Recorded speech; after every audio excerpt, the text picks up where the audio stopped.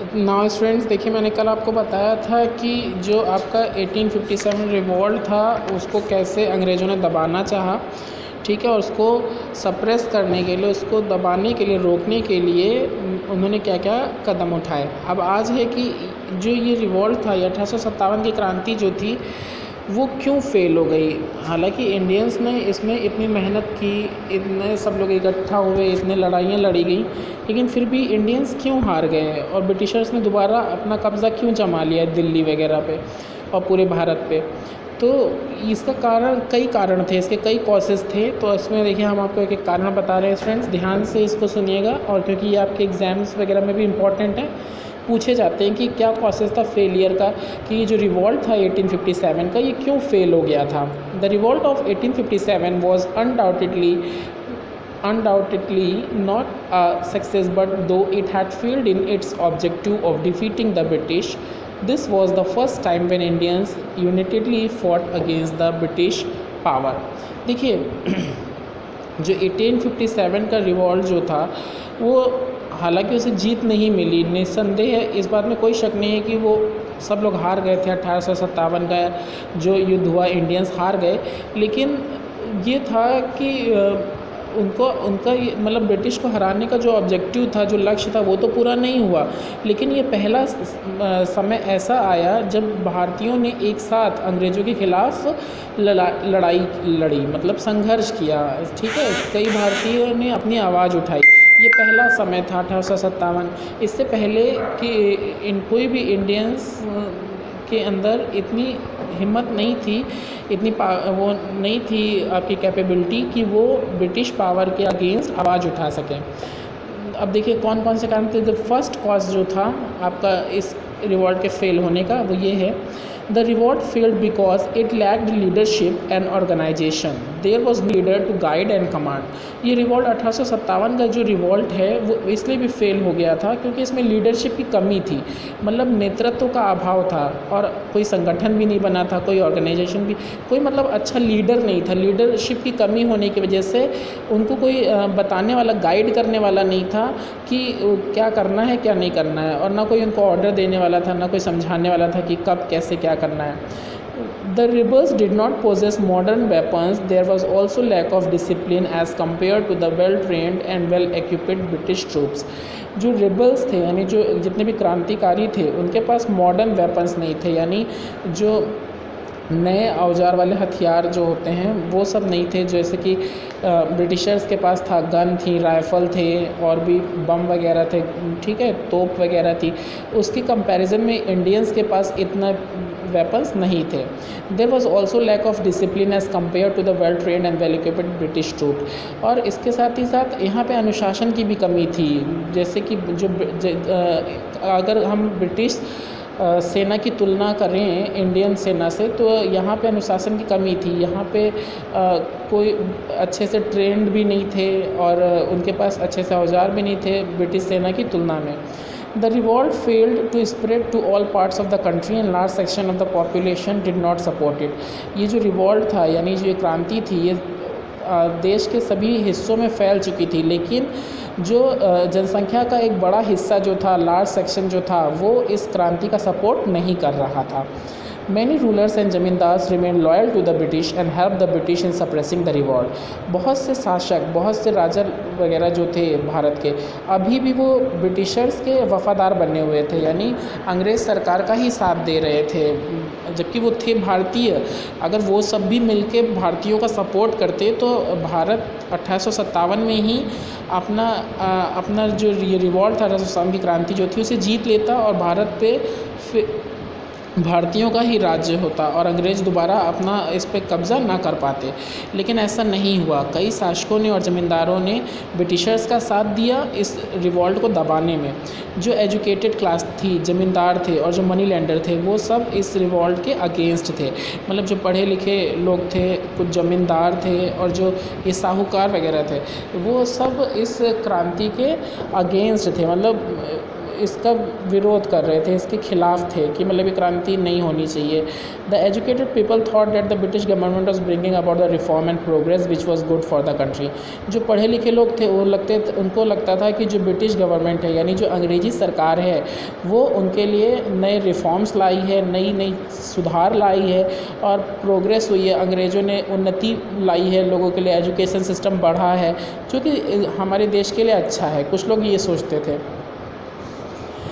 Next है there was a lack of unity among the rebels. देखिए सबसे बड़ा कारण क्या था कि जो ये 1857 की क्रांति हारने का वो था कि जो विद्रोही थे, जो क्रांतिकारी थे, वो सब लड़ तो रहे थे, सब छोटे छोटे ग्रुप बना के लड़ तो रहे थे, लेकिन अलग अलग जगह से लड़ रहे थे। जैसे आपका कानपुर से नाना साहेब हो गए, ठीक है, झांसी से रानी लक्ष्मीबाई हो गई, कुंवर सिंह हो गए बिहार आरा से, तो अलग अलग जगह से ये सब लड़ रहे थे। तो यूनिटी नहीं थी, एकता नहीं थी विद्रोहियों में यानी क्रांतिकारियों में, तो जिसका फ़ायदा अंग्रेज़ों ने उठाया। They were joined together by a common feeling of hatred against foreigners and when the British power was overthrown from there they did not have any forward programme. देखिए हालांकि उन सब के अंदर एक ही फीलिंग थी, जितने भी क्रांतिकारी थे सभी लोग आपका विदेशी शासन से नफ़रत करते थे, उनसे हेट्रेड करते थे और उनको अपनी जगह से हटाना चाहते थे, लेकिन उनके पास आगे क्या करना है इसका कोई भी प्रोग्राम नहीं था, कोई भी उनकी नीति नहीं थी कि अब हमें आगे कैसे ब्रिटिशर्स से उनको कैसे हराना है, उनसे कैसे युद्ध करना है, इस सब का उनके पास कोई पहले से प्लान नहीं था। There was confusion about the objective of the revolt. उनको हमेशा इनमें जो रिवॉल्ट का ऑब्जेक्टिव जो था, जो लक्ष्य था, एम जो था आपका इस क्रांति का मेनली एम क्या था कि अंग्रेज़ों को अपने देश से बाहर भगाना। तो इसमें भी उनको कन्फ्यूज़न रहती थी कि हाँ वो युद्ध करें कि ना करें, वो जीतेंगे कि नहीं जीतेंगे। इस तरह की कई समस्याओं की वजह से जो इंडियंस थे वो 1857 का रिवॉल्ट जो था वो हार गए थे।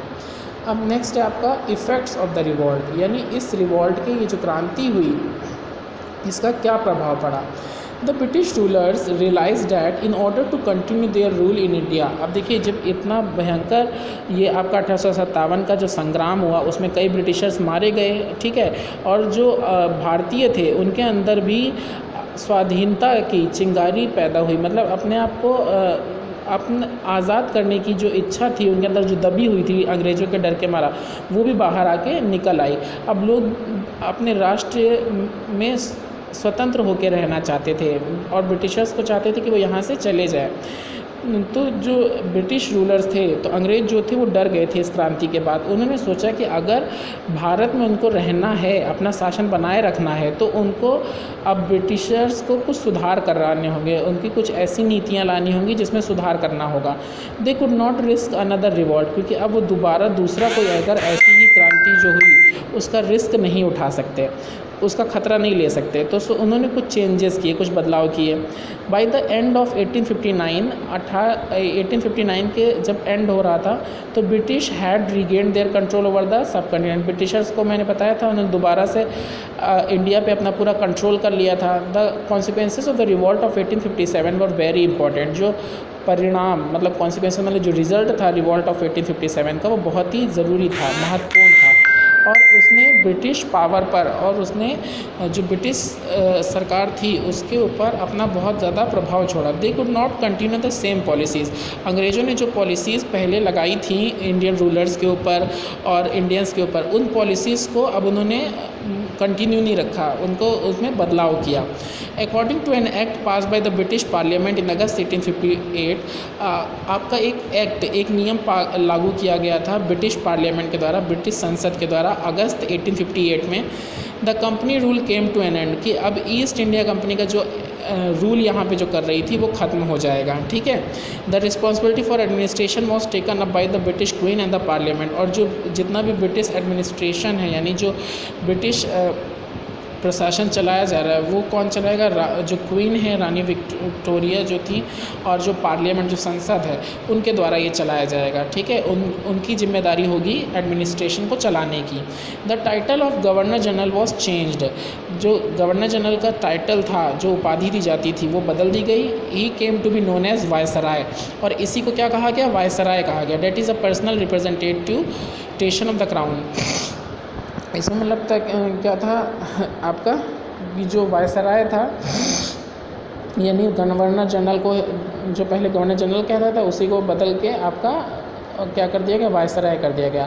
उसके बाद डॉक्ट्राइन ऑफ लैप्स, मैंने आपको बताया था डॉक्ट्राइन ऑफ लैप्स की नीति लॉर्ड डलहौजी ने जो शुरू की थी कि मतलब कोई भी राज्य जिसके पास उत्तराधिकारी नहीं है वो अपना गोद लिया हुआ बेटा जो है उसका राजा नहीं माना जाएगा, अगला राजा नहीं बन सकता, ठीक है। उसका उत्तराधिकारी अगर उसने गोद लिया है कोई बेटा तो ठीक है, तो उसको उत्तराधिकारी नहीं माना जाएगा। तो जो ये नीति थी डॉक्ट्राइन ऑफ लैप्स की डलहौजी ने जो शुरू की थी, इसको ख़त्म किया गया। एबंडॉन मीन्स होता है छोड़ देना किसी चीज़ को, इसको हटा दिया।